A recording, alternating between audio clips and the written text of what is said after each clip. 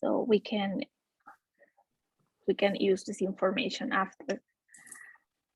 So I was having a look at the document. It's really complete, and I saw that most of you, if not all of you, included your comments.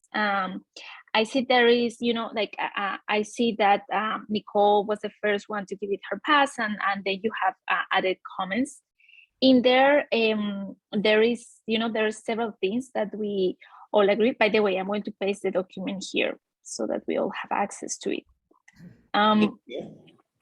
I see that there is, like several points of view. If it's okay for you, I would like, for us, because it's like writing and it's easier when we explain it.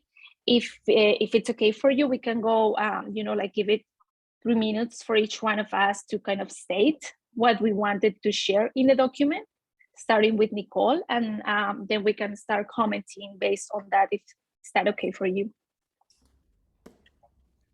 Sure. I'm just going through the, I'm reading through has everybody read through all of the comments yet? Why don't we spend like 5 minutes doing that? I haven't. Okay, I'm doing that right now. Okay, then let's give it 5 minutes to go through it.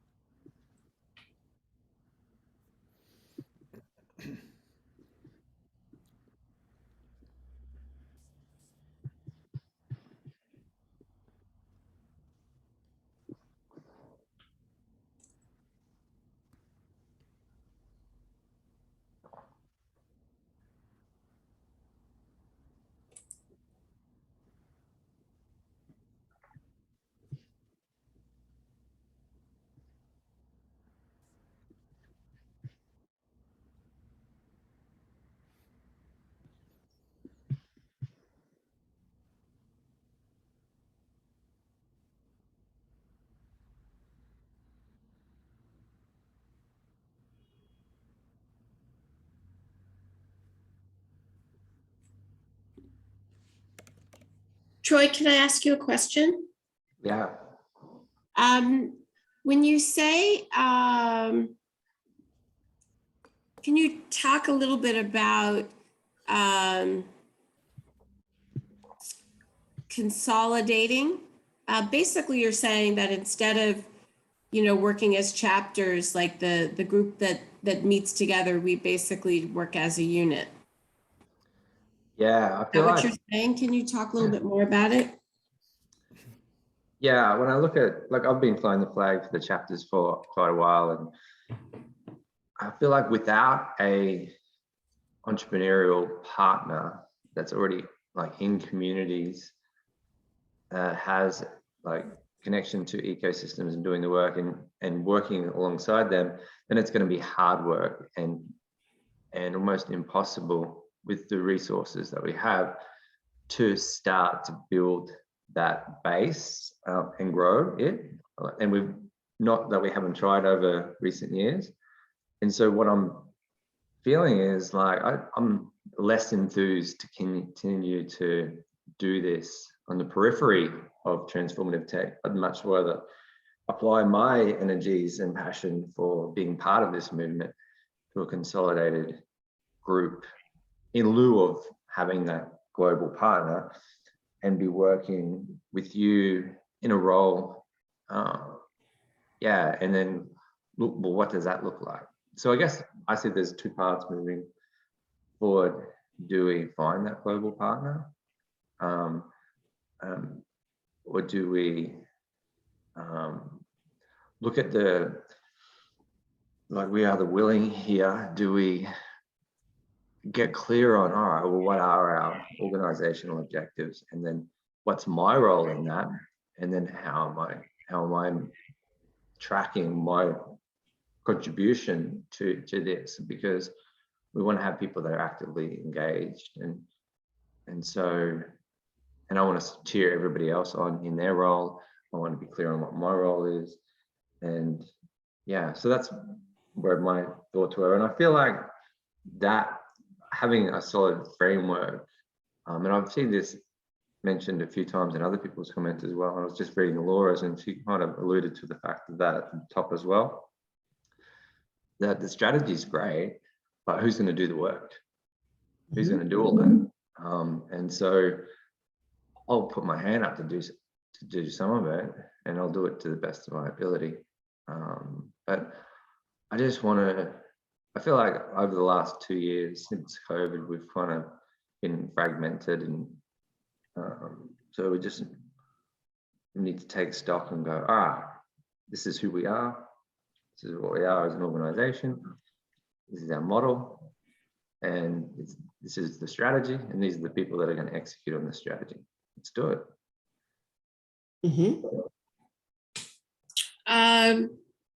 Question, even with or without a global partner, are you also saying that operating as one, as opposed to, because right now we have a hub, and then we have, and everyone, really all of the chapter members, chapter leaders, while they might support one another, they are all independent. Yeah. So I just wanted to make sure I was clear, because I was reading this like you were saying, you know what, we're not going to do that. We're going, maybe what we should do is bring everyone together into like one sort of like, because you're all sort of like the CEOs of your chapters. And it's like, actually, we're going to bring it in a little bit, and we'll pretend that, or not pretend, but that the core actually becomes an organization where everyone has a role, and it's basically managing, it globally. Honestly, that's what I would prefer. Yes. That would be my preference. But if we collectively decide, no, we're going to do the chapters, then I would only be excited for that, and even willing for that, if we work towards finding a global partner, and not have to, like Paula and I have been having conversations, and Paula and I have been working towards finding individual people that are putting their hands up in their regions, but most of those aren't experienced in the entrepreneurial ecosystem. They're very passionate, and they're awesome people. So that's a lot of hard work trying to bring them up to speed. And yeah, so I feel like we would need to find somebody that's already established as a global ecosystem player. But yeah, my preference is the consolidation. Yeah, it's sort of like, the reason why I asked, because I think it's really interesting. I don't know if you can, it is actually working. So this is what we do today. So everyone is sort of like doing a little bit and has limited resources in their own area. What I feel like you're saying is this. Yeah. Because then we can activate a whole other, we can deploy our resources on the things that we collectively decide. Yeah. Yeah. I think that's really interesting. I also think that there's an opportunity there with this Web3 space too, with like some like a DAO or some kind of, some of these structures that we're looking at using. I know other people put that in the notes, but I think there's a good opportunity with that model that you just showed, Nicole, to kind of, I don't think we know what it would be, but I think it could evolve. Some of those structures from Web3 could help that overall structure as it ripens, or as we understand what technology would suit us. Mm-hmm. Yeah. I think that's really interesting. There are a couple of fundamental choices that I want to ask you guys about. And it's just, this is a free flow of discussion. So one of the things that is inherent in, so another thing, I'm going to draw another picture now that I'm finding out that it's working. A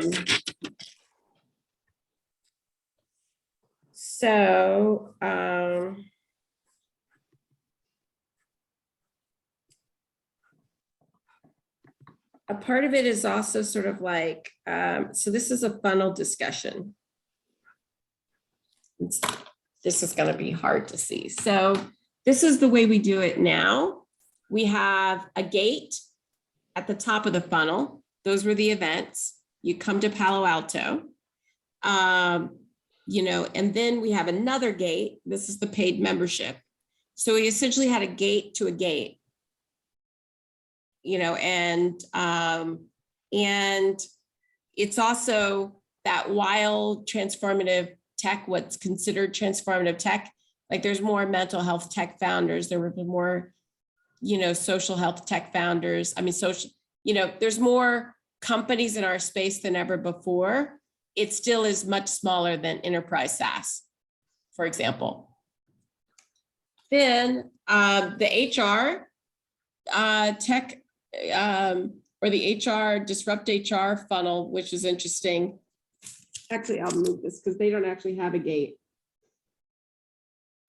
Now they have a really big area in that, every company at some point thinks they need HR for some reason because you have to pay people and that's usually who you have do it.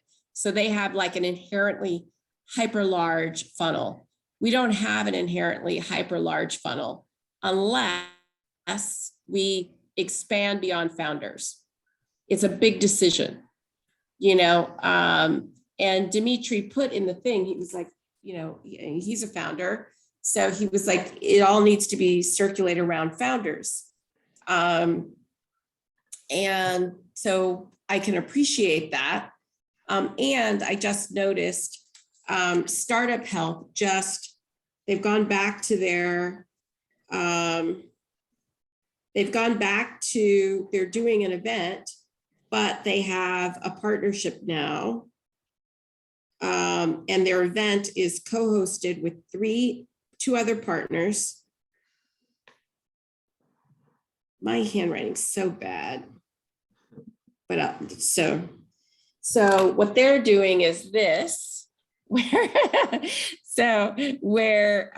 there's Startup Health. You make me big, you guys. Like I realize it's like because we're all looking at these tiny little things. So make me really big and pin me. You can get remarkable. This like tablet, would you draw stuff in it and then it shows up on the screen? Oh yeah. Okay. Well, for right now, I actually have one, but I'll try it. So they have Startup Health, which serves founders and invest in founders. And then they have practitioners. They have a partnership with an organization called Chime, which is basically healthcare workers. So it's like an association of healthcare workers. And then the third partner is a media company called HLTH, which is basically like a venture beat for healthcare companies. So this is their trio. And that trio is putting on their conference together. So, one fundamental decision is, do we stay, I mean, we've had a little bit of a bleed in that I've always been interested in enterprise organizations in the sense that there's just so many people there. You know, so we sort of, what Dimitri was sort of pointing to was when we talk about serving, you know, founders and innovators, it's like, well, who are we really serving? So there's a, you know, to get to your point, Troy, there's a decision around, you know, who gets served. And, you know, do we, in terms of being able to, do we open our funnel, but have founder programs as basically the bulk of the programs? Do we open the funnel? Because trans-tech founders with gates, financial gates, is like a small funnel getting smaller. And we could, you know, just serve that audience really well. It's hard to serve that audience really well without investing, because at a certain point they're like, I need money, and that's what they want most. You know, so I'd like to hear what you all think about those types of things, and let's just discuss it. I want to hear different opinions. I'm happy to go first, but I'm happy to let somebody else go if somebody else wants to jump in. But my thoughts are that it comes back to like getting clearer on our vision and mission. So for me, I've always been clear, like our vision is, you know, elevating the consciousness of 1 billion people by 2030. How we're going to do that is by supporting entrepreneurs and innovators to build, you know, mental health, well-being, social and emotional health solutions. So we were serving, for me, it was always that we're serving founders and innovators. And so I guess what you're asking is a big question, because then do we redefine that?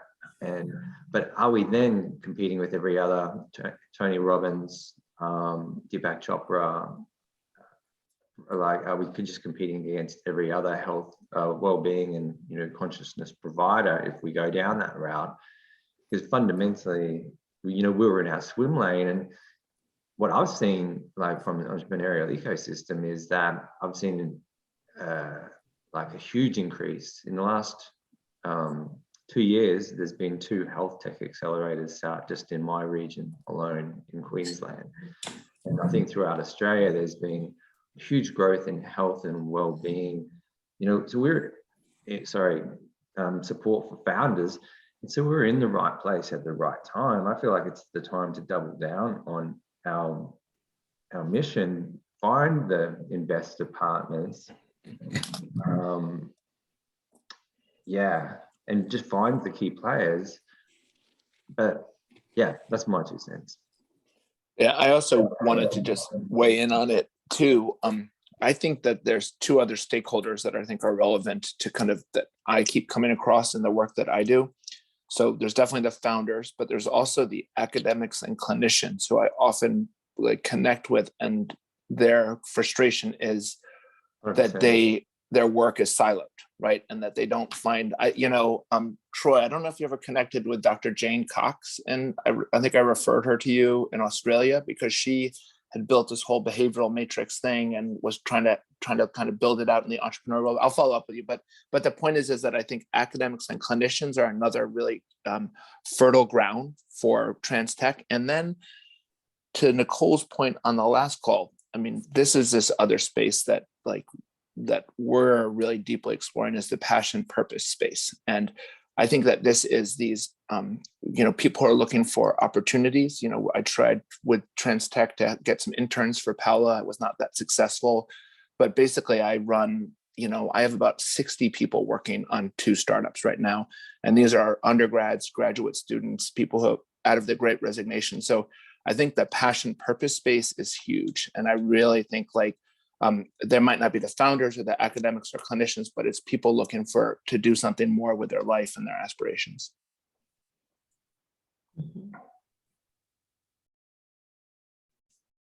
Simone?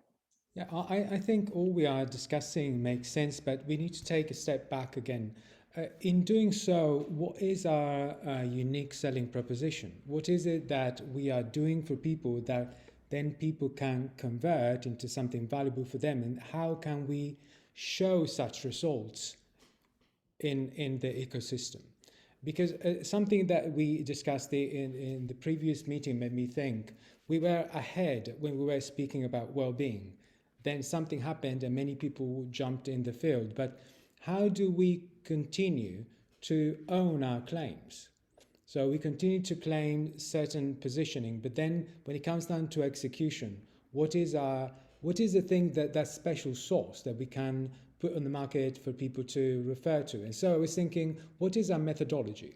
Do we have a specific methodology whereby we can say that we make people successful? For instance, do we have methods through which we connect people with our ecosystem and we transform such connection into successful cases, into success cases? What about working on specific initiatives where some of the products of the startups are integrated, for instance, in the insurance sector? Like how can we create short circuits, and value for people? And because I think every claim that we make, once we have a proof supporting it, it won't be difficult to market it and to sell it to other people.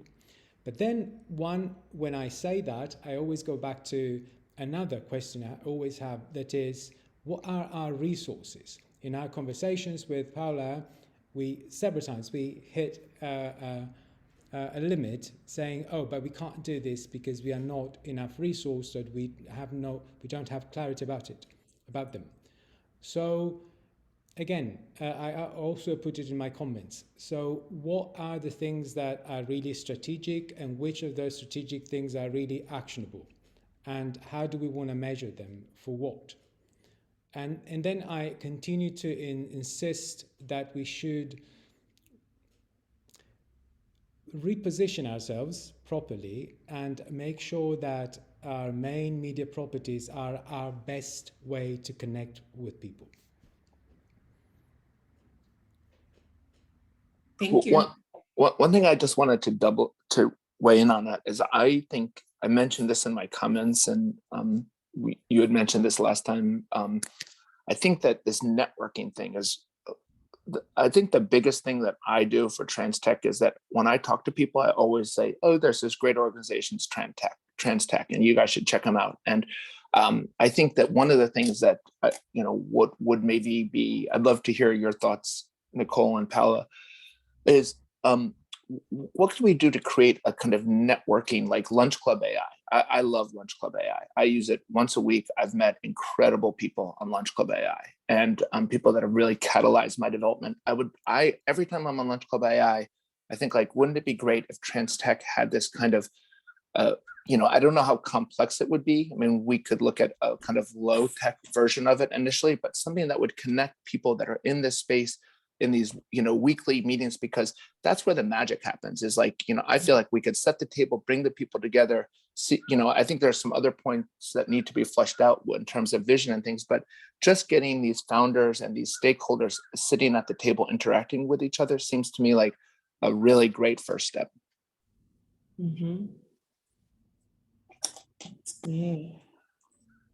I'm looking at Lunch Club AI right now. It downloads all your contact information. Basically, they take the algorithm from your LinkedIn profile and your personal profile, and they who uses Lunch Club AI here? Anybody? I've used it in the past. Yeah, so I've been doing one a year for the last, since COVID, and I've met just incredible people that I just would never have met, and I think there's an opportunity there. And maybe there's a low tech way of initially. I know we tried to do in Paolo, you could try to do some matchmaking kind of in the past, but I don't know if I'm sure we could put our heads together to figure out a way just to kind of test, some of this, kind of networking, connecting of founders in relevant space. Because what I often do is then connect with these people, share some resources, and I might not ever hear from them again, but at least, we've kind of created this network of collaboration and resource sharing. Mhm. I feel like this is, Oh, go on. I was just going to say, I feel like this is great. I agree, like that as a ongoing objective and activity, this is cool. I'd be keen to be involved, but we still need to chunk up to your initial question, because we still need to get clear on why we're actually doing this, and what, like who we're actually being in the market. So it's come back to your original question. Then we need to chunk it back up to where we were, as opposed to getting into an individual, like we should do this or we should do that. So in terms of, is our vision still what it was previously? Is our mission still what it was previously? What is our unique selling proposition, like Simonia was mentioning, before we start dropping into the individual little objectives, what we're actually going to do? I mean, I'm liking to hear what everyone has to say, but I mean, I think to your earlier point, for me, I think that the overall, I think the overall vision is still the same, which is to, help 1 billion people get to fundamental well-being. I think that, for me, I always thought that the special sauce was, now I found out that I'm a 7 Enneagram, so I like it all in one place. But I always felt the thing that, I historically had actually been the most proud of is that I felt like when you came to TransTech, it wasn't just all founders, but I would say everybody was a builder, in that everyone wanted to build this future with, where there would be, so many people in fundamental well-being. So everyone was, however they expressed it, a creator or a builder of some kind, or willing to support that. And then I thought what I really loved about it is I loved that there were founders and researchers and clinicians and investors. And there were all these people that whatever role they had, they were contributing that role to building this future.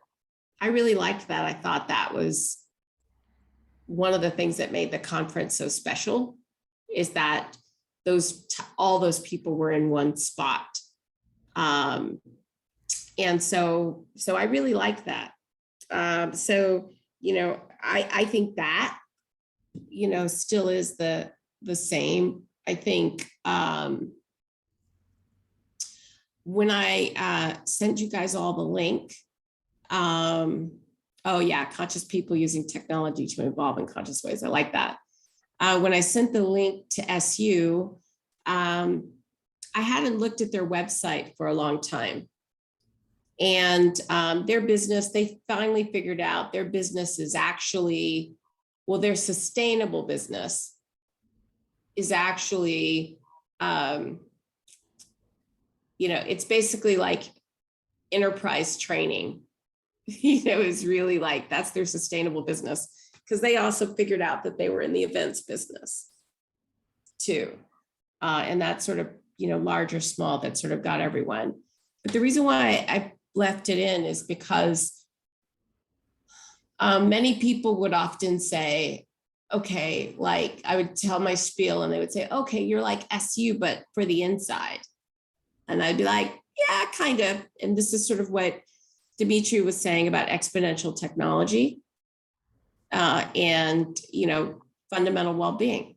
I mean, that's, it is kind of that.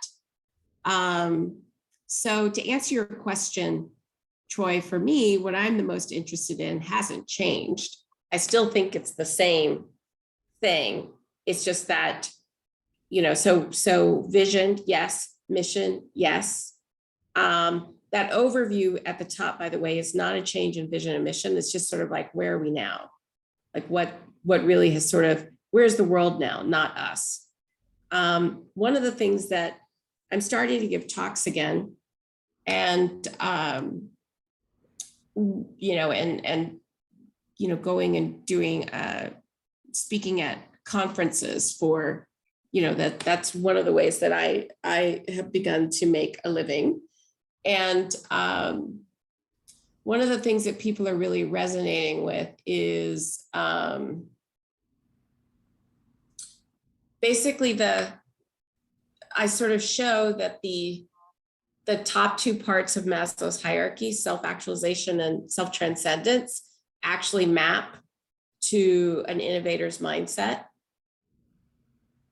And that's actually that basically like, you know, over and that stuff sits on top of, to get to self-actualization and self-transcendence, that's on top of love and belonging and all these other things that work better when you have greater levels of well-being.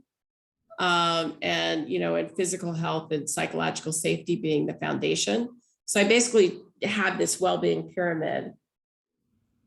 And so the way I'm sold is innovators mindset. And then I go in and I basically say well-being is the path towards innovators mindset in organizations. And that's why it says, you know, the reason why this is kind of this is kind of my pitch, is that this is my speaking pitch, essentially, that the next decade requires us to reach our highest potential. And the way that we do that is through human transformation. And we need human transformation. I show how it helps us avoid a fall of civilizations, meet the technology we've created. I talk about how in the age of networks, you have to have an identity that's not based on status in order to, you know, not have basically in order to not suffer, you have to have an identity not based on status in the age of networks, because everyone's visible, so everyone's rateable. So from LinkedIn to Airbnb to Uber and Lyft, you know your status all the time.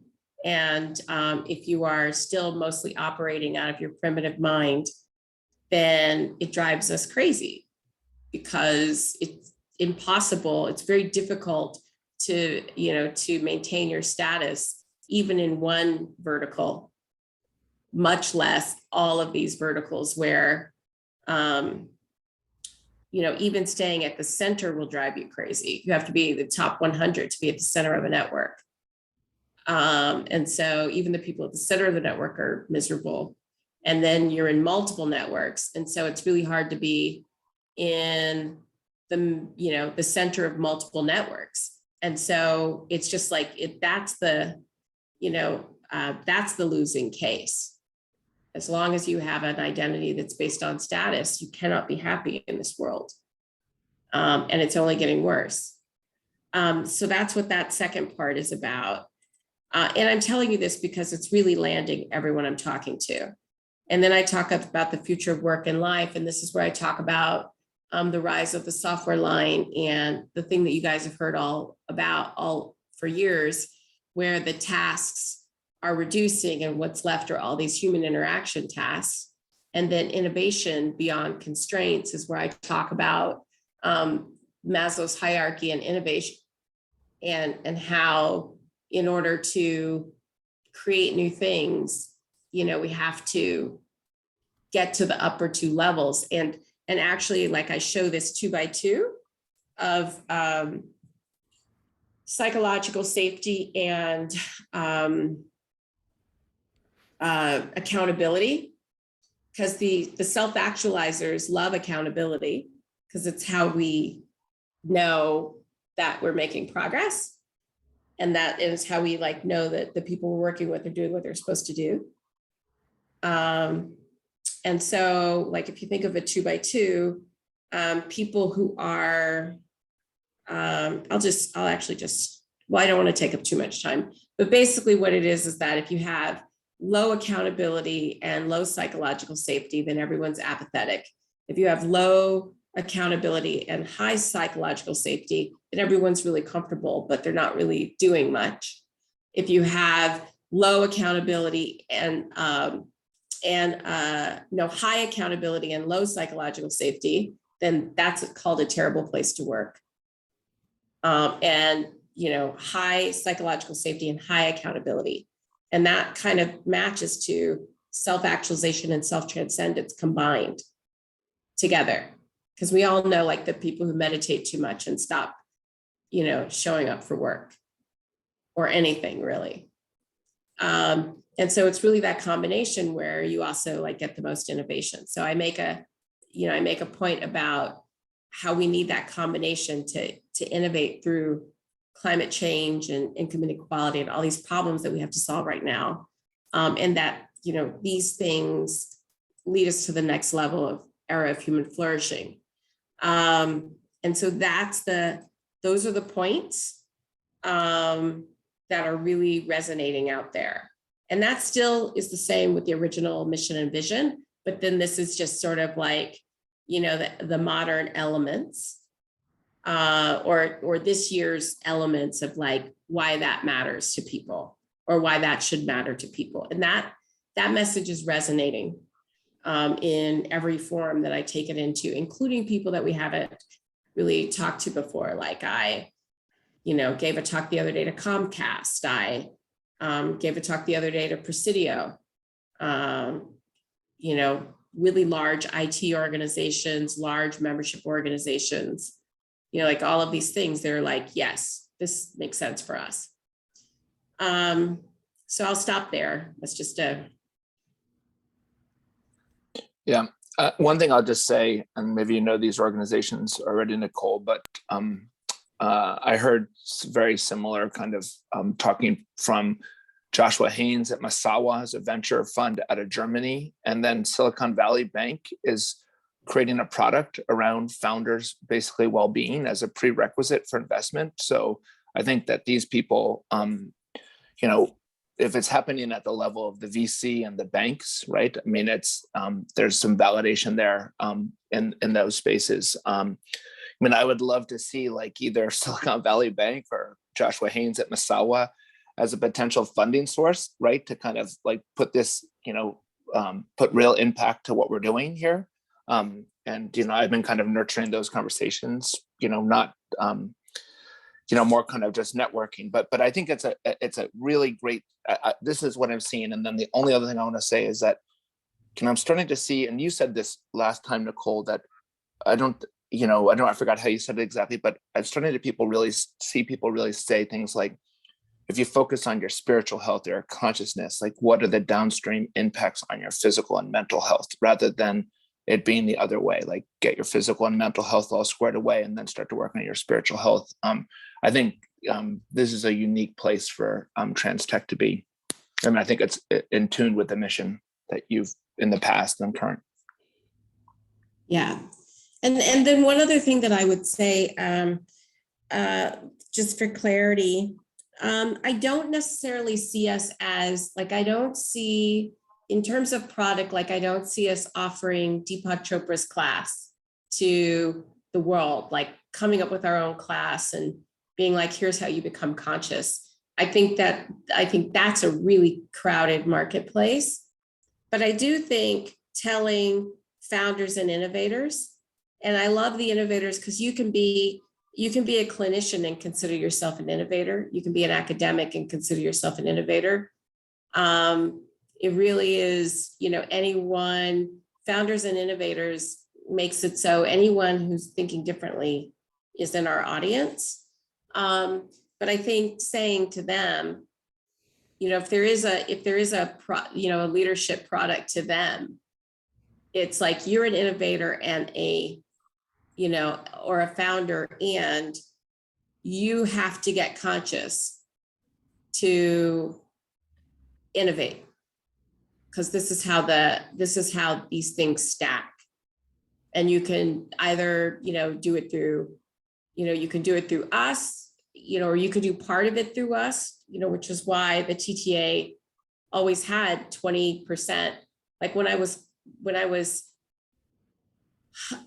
programming the conference, and then also when I was doing the TTA, I deliberately made 20% of the content leadership, or really consciousness, but you call it leadership because then it makes it easy for people to say yes. But, certainly that's not sufficient for anyone to really wake up. But it was just to say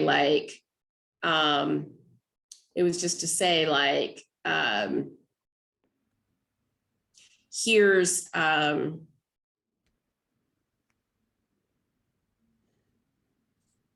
here's a percent, this is important. So they would see it. So, Ben, you're over at Berkeley, aren't you? I am. Yep. What center are you in at Berkeley? No. I'm not at Berkeley. I just live in Berkeley.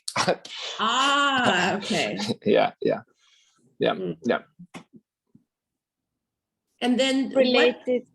what platform do you, so the two startups that you're working on, that's all sort of passion people, what do you sit on top of with that? Are you nested at an organization?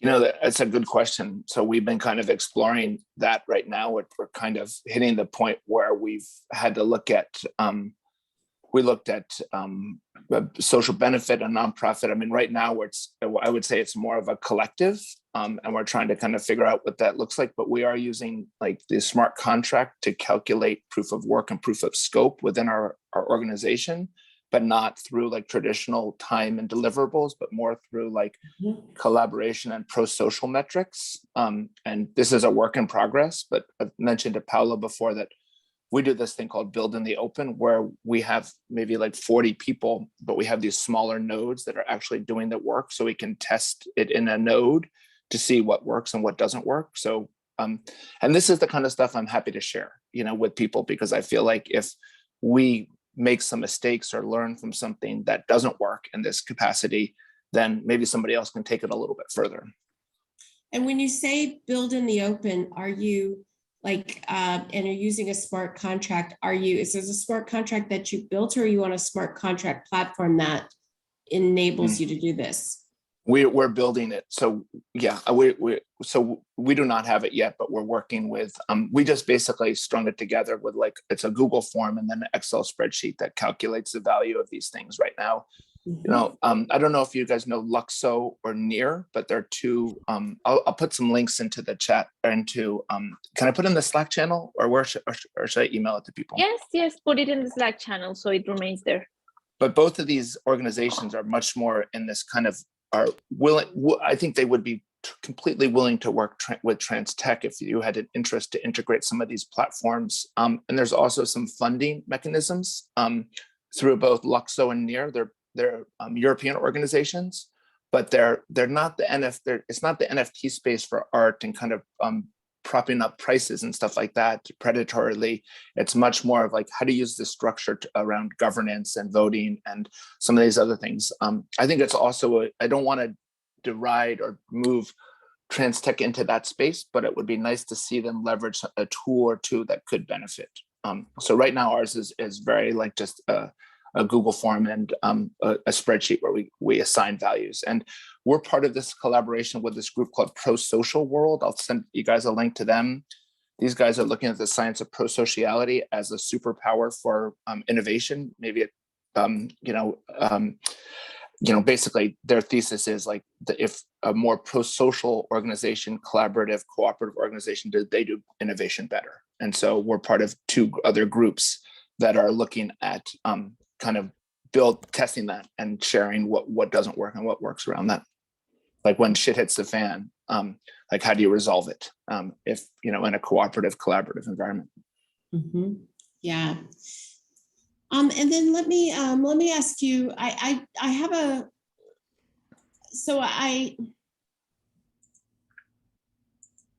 one of the things that I realized as I've been thinking about something else is that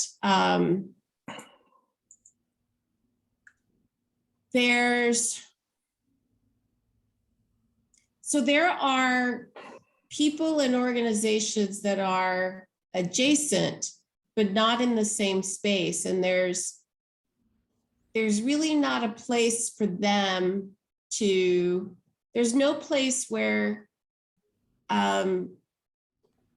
people who are interested in the intersection really of transformation and, well, transformation and technology in their own special way. There really isn't a place for where those people connect. And, you know, a lot of the other places where, like, so one of the problems of working with universities, just in general, and I'm thinking out loud, which is why I'm talking. One of the problems with universities in general is that they are highly acquisitive on an IP standpoint. You know, and so, like, I don't know if you just saw that Harvard and MIT own CRISPR, and the lady who actually like made a big breakthrough on it, you know, who went to another university, doesn't. Yeah, it's just really, and that's like the, you know, that's the game, right? And so it's like there's a, and I'm thinking about partners and things like that, but it's like there's an absence of a place where people who are not prepared to be fully owned.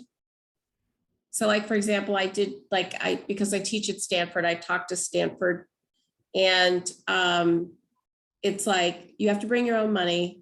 They take at least 20% of it, if not more, and they own it as soon as you show up. So for example, like if I took Trans Tech to Stanford, even after 8 years of working on it, you could never pull it out. They become the owner of anything that goes over there, which is basically shitty, right? This cannot be released publicly, but it's just not a great deal, right?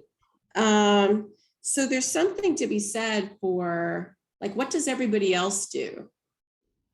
You know, I'm just thinking out loud, but it's like, you know, it's like, what does everybody else do? And so there isn't really a place for like-minded organizations that are somehow touching transformation and technology to collaborate, to be on the same platform together. That doesn't really exist.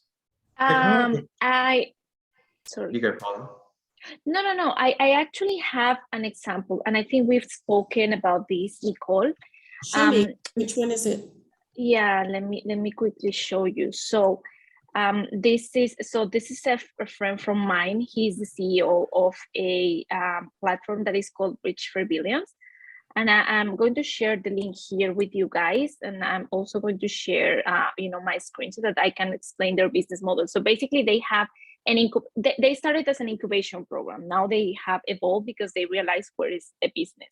So initially it's a program of 3 months for social entrepreneurs who are just starting. And they provide the software, which ends up in a business model. It's very practical. So it's not video or anything. It's like really do the work. And then they connect them to mentors. So they realize the mentors are free. The mentors are actually, initially they were putting their time for free, and then they realized that the real money comes from the companies who are providing the mentors. So eventually they turn into, okay, so we are showing this side of the coin for entrepreneurs, but actually this other side is for enterprises who want to, get into the innovation ecosystem, who want to get ideas for things that they want to implement within their companies, and then they charge corporations for using their social responsibility programs to bring employees to mentor those entrepreneurs, and then it turns out into an innovation loop where they get money now from the corporates instead of from the entrepreneurs. So you can check it out and we can have a conversation with him. He's a good friend of mine, but that's the way they do it. And I think maybe that's more or less what you were looking for, right? I mean something a little bit different, but I think this is a great, business model. And it's also wonderful to see the You know, I think when you showed this to me the first time about 3 years ago, they've really like, you know, updated and changed. And I think A it's lot, really a lot. good. Yeah, this looks great. And yeah, I sort of mean like there's a place for, and so yes, and that potentially is, you know, that's sort of like if we're, you know, that's also sort of like if there was a mental health bridge for billions or whatever, or they had a program that was specifically, there was a partnership, like maybe there's a partnership between Bridge for Billions and you know, Trans Tech, and you know, and it's similar, but helping specifically with the different type, like helping specifically the kind of relationship that we would, for example, have with Village Capital, if we did something with them. Okay, well, that's kind of, it's kind of an unformed idea right now. I want to ask you guys a little bit about what do you think the moonshots should be? If we were to use moonshots as a way to help connect. I saw some like metaverse stuff, and I'm not saying that that's the most important thing to talk about. I just want to hear what you say, what you think before we're done. And I realize it's almost noon. Well, I wrote about the metaverse and the. Simeone, baby, it's really hard to hear you.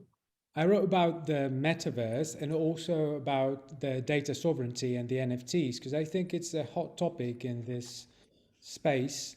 And I was connecting the moonshot to the idea that those moonshots should be derivatives of our strategic imperatives.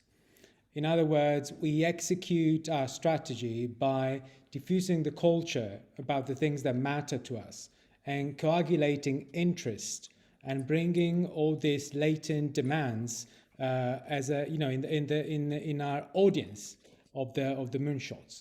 I was thinking of a more actionable one, not only one in which people express their thoughts, but the moonshots completely built around interactivity. It would be like a constant expansion of our community. You know, we need people to know what we do in a palatable way. And we need people to, you know, to be given the opportunity to join and to understand the extent and the breadth and the depth of what we do. So I would definitely point on that. And I want to go back to the site, not because it's about the website itself. It's about the idea of us being a platform, meaning creating the functionalities and the tools. And I'm overusing this word tonight, the method, for people to connect around specific strategic imperatives that we think are hot in this specific moment. When I say we think, I mean we are seen as visionaries. We're seen as people that can look into the future, at least interpret the present at best. So why not use that instead of disseminating different media with our most important identitarian messages? I'm not opposed to Discord or LinkedIn. Actually, I'm a pro, but I would use those as tools, not as destinations. I think also there are different targets to those different media and tools. So we should coordinate and use them in conjunction. And so that applies to the structure of the moonshot as well, to close on moonshots, because that was your question. Well, one thing I'd say, I believe there was some conversation about this. Maybe it was a different organization, but Paula and Nichol, you can correct me if I'm wrong. Was there ever a tie to the kind of UN sustainability goals and any of the trans tech kind of moonshots? You know, we did a thing where, you know, we were looking at, I was working with Adam Ghazali, and we were looking at like the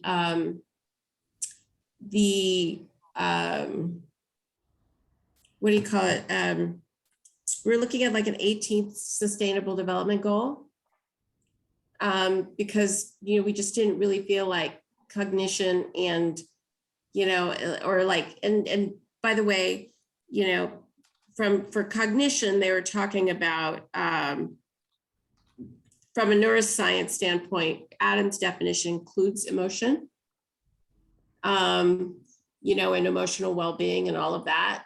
And that, mental health, cognition, emotional, all of that wasn't actually like really truly captured in the other goals, because like at the time we were looking at it, which was a couple of years ago, like the measurement for mental health was a net reduction in net suicides, which is not, that's just the reduction in suicides. It's not actually a measure of how well people are. But that might have changed. Was that your question in a way? Well, it was also just, I haven't looked that deeply at them, but one, it's been pointed out to me a couple of times. Maybe I'll go take a look at them and see where there's some potential alignment and put it in Slack. But the reason I said that was because there are some very specific funding pathways that are, if you're, addressing one of these goals, which would potentially aligns with what's happening within trans tech, it could be a good synergy, right? Like it's trans tech focus, it's the UN goal focus, and there's some funding mechanisms that are already kind of outlined. So I'll dig up a little bit and put that in the Slack. And sadly, you all, I scheduled kind of tightly today, so I have to hop off, but I will post some of these links and resources that I mentioned in the Slack channel to everybody.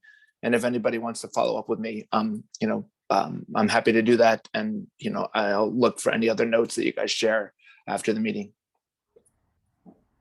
Thank you, Ben. Thank you all. Have a good day. Bye-bye. Good to see you, Ben.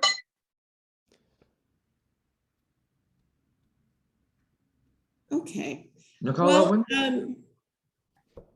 I was just going to say, with relevance to the moonshots, whether, like you've always talked about how technology applies at each different stage from mental health right through to potential, whether we could do a moonshot at each stage to ensure, like what was highlighted in the comments, Dimitri was thinking that the bottom 40 wasn't that relevant, wasn't as attractive, but then Laura and yourself were saying that it was.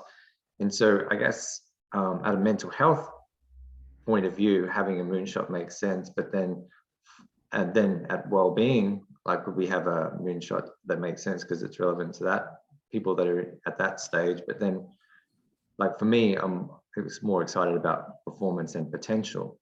So is there opportunity for a moonshot at that state as well, so that we're making sure that we're relevant across the entire well-being spectrum? Yeah, I agree with you. I mean, I think I had put, I was hoping to capture that with like the longevity and healthy aging kind of thing, or something. It was just sort of like a placeholder, but like one was, and these are not necessarily the words, but the idea was that, transformation for all is sort of like the elitist approach. And Dimitri had said that, he understands it, but isn't that interested because it doesn't include exponential tech. And I had commented, like, are you sure? Because actually the only way to get to that is exponential tech. Like one of the guys that I went to SU with has an AI-driven early warning system for pandemics that he couldn't get anybody to take a look at. And now their contracts are places like Bangladesh, and like, because they also do dengue fever and a bunch of other things. So, that's, those countries are decidedly places where, a big chunk of the bottom or that have large populations of the, of the rest of the world in terms of tech, but tech is the only way, so I don't think that it's I don't think it's a brick and mortar solution at all. It's like, how do we use exponential technology to make transformation available to people who aren't wealthy? That's really what it is. And so that's sort of like the non-elitist accessibility one. And then the the TT for, this is basically mental health, but it allows us to pick up a bit of health, because when people are depressed, they also tend to get really fat, and they eat badly. And so there's like a whole things that go around despair, which also just ties into hope, and positive psychology and mindset, and all of the things that you can do to shift. So it's sort of like a way of looking at things that just captures the mind and allows us to get a little bit of alternative health on the body. And then this was trying to capture, because I'm talking to enterprise a lot, there still are no great products that combine pulse and culture using technology for enterprise. It's just like, there's pulse surveys, which people get irritated with after a certain point. The best example still is Kazuyano, who spoke at the conference in 2020, because they use, he uses basically data in your name tags without showing your identity. Basically, he's shown that movement in pairs is a good sign of is a good sign of whether or not people like being together. And they're micro movements that people don't even notice. And so what he does is he sticks the chips in the ID cards of the Japanese who wear badges at work. We don't do it anymore, but they wear badges. And so people are tracked not as individuals, but as departments. So if you're at the top looking at it, you can tell whether or not marketing likes marketing. You can tell whether or not marketing likes sales, tell whether or not sales likes engineering. And it's the best version I've ever seen. Like, there's just nothing out there. So in terms of where are there good products, this might actually create something. And then the fourth category was an attempt to capture the human performance, biohackers, conscious, psychonauts. So I feel like, and those are basically our buckets anyway, So I was thinking like one per, that's something that we could, put some stakes in the ground around. Was the idea. So I agree with you. That was a long way of saying, yes, Troy, you're right. And I'm the same way. Great. Yeah. Awesome. I could You talk guys, about this is for me, it's really helpful. It's really super helpful for me to just, listen to you. I'm listening very attentively right now. Nichol, are we including psychedelics? Are we opening up in a massaged way, like in a gentle way? There's a lot of technology around psychedelics now. Yeah. And so I think, yes, we can do it now. I think we could do the technology around psychedelics. Excellent. Brilliant. I'm thinking, like how you usually use an axis for stuff. And when you're thinking about the moonshots, I'm thinking, okay, the spectrum of a mental health as we understand it, which goes from, like one side, around, mental health in itself and the problems mental health, and the other one goes to human performance, and then drawing an axis, which is like, like exponential tech and like low code tech kind of thing. And then, but then I also think like, okay, but how pro-social is the project? Like, how much are we focused on, bottom 40 or not? And then there should be another X, which is like a 3D kind of cube in which we can place ourselves, like we are all over the spectrum. I don't know, like thinking about the moonshots is the way like I can see in my mind structuring it, but I don't have an answer on what should be the moonshots. It's just how I see it, as well as because I listen to each one of you guys, and then I see of all the sites that come. when we think about 4 moonshots, but those are more or less the you know, like the whole spectrum for me. But yeah, it's also useful for me to listen to all of this. I guess that today we won't get to you know, to a decision anyways, which obviously is not the focus, but I think it was very valuable. I think probably one of the, Troy, I think a really compelling idea is basically the chapters get run from the center and we all collapse onto a single team and figure out the most efficient ways to do it. Or we can allocate resources, which loops back into what Simone was saying. It's like, if we all collectively decide, all right, well, these are our key objectives, these are the resources we've got available, this is who's responsible for executing on what, then I feel like we'll build momentum from there. But if we continue in the current form, we're fractionated. So I'm +1 for that.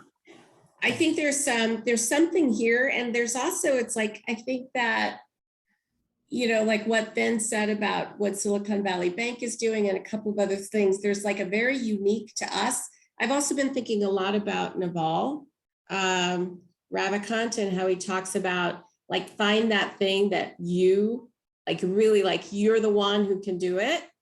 And that's the thing that you do. And so, you know, technology and human transformation is really like, that is our thing. And these other things sort of feed into it. So I feel like if we can like get the, and I think the, you know, the vision, the 1 billion people through, you know, through human transformation, really, you know, it's like 1 billion people to well-being through, you know, it's through human transformation, leveraging technology like that. Mission and vision is still the same. And talking to you guys helped it be clear to me that that's still the same. So I'm actually like mission vision, that is like, it's still all the same for me, but I want to sit with it. And I'm gonna, I think it's really, I think the evolution of SU is fascinating actually, because I haven't been on that side in a year. Guess who's coming to our neighborhood? Like, it's really clear. And then all the corporates I talk to, they're all about innovators' mindset. And when I tell them that well-being is the way to get there and how to stack it, they're all over it, you know. It's what activated mind meditation. It took me out of the mind made, out of the noise and into the stillness, and insight arises in those alpha theta states. And so I just wanted to share something to get your thoughts on, because for me, what's really exciting, what's really interesting is Ray Kurzweil's, you know, ongoing narrative about the singularity 2045, and we're linking that back into exponential technologies. And when something goes exponential is when it starts getting digitized. And ultimately we are on that path to becoming digitized, you know, even through wearable technologies. We're capturing all this digital data. With the metaverse, we're creating avatars, you know, like we're on that curve towards becoming digital ourselves. So as a narrative, you know, we talk about the well-being spectrum, human potential at the end, but is being human, like as consciousness itself. Human is the stepping stone to realizing our ultimate potential. And we are going down one path. Becoming a digital version of ourselves is one way to go. But is there another path that we take, which is staying pink, staying in this human form, where we evolve beyond this human form? So I feel like there's beyond potential, human potential, there's the potential beyond human. And I know that's more of an advanced narrative in terms of, but this is kind of where our ship's pointing, if we're talking about like evolution, the evolution of consciousness. So I guess I just wanted to flag that as a something, like well, I mean, you know, I mean, my take on it is also still the same, in that I don't want to upload my consciousness. And I don't think we've maxed out this. Yeah. And I think that we can use the technology to help us max out this. And then at some point in the future, we can figure out if we can each individually decide if we want to be uploaded So I agree with you, like there's an evolution of human choice. that includes staying in here. And, if we just got all the, if we just all got to a place where we had identities not based on status, like that would already on its own change the world. But that's a stepping stone, right? That's just a next step between then what, right? Like that's the fundamental well-being. Then we move into performance, then we move into potential as humans, and then it's like, So we just start creating, we start making things, we get off planet, we extend, like we are able to solve anything, and we just expand. And then some people will upload, some people will explore, yeah. Then we'll start bumping into other species, and like that's what happens. Have you seen the Pyramid Code? It was a series, and essentially they talked about it predates the pyramids back earlier, but essentially everyone back then was in it. They were in a state of fundamental well-being, and they knew that there was, because everything's cyclical, that there was a cycle coming, and we're moving into a dark age where we would become more unconscious. And so they built the pyramids as tools on the planet to hold consciousness, to hold the energy on the planet for longer. But then inevitably we went through the dark cycle, and now we're coming back in the age of Aquarius, back into the age of enlightenment. And so I was just, when you were talking earlier, I wondered if we could do more research and even draw that in as a narrative for this, conscious people creating, using technology in conscious ways. And what they did back then was phenomenal. But what we will do as a conscious collective in terms of applying technologies and exploring and all the things that you were just saying, how exciting is that? For me, that's just technology to promote healthy disconnections and reconnection with the self. I mean, I think when I went to the Joe Dispenza meditation retreat, one of the things that he said, which I think is quite right, is science is the language of modern mysticism. And it's the thing that keeps people from, needing to fight over, different variations of how they, different words that they've come up to use to describe, the field and their connection to it. And so I agree with you. I so appreciate this time. I've got to jump. And because Paula and I have got to accomplish something for her, and I promised. So this was really, really helpful. Thank you both. And Paula, I'll see you on your other link in a minute. I'm just going to run to the ladies' room. Bye, guys. okay. Thank you, guys. Yeah. Bye.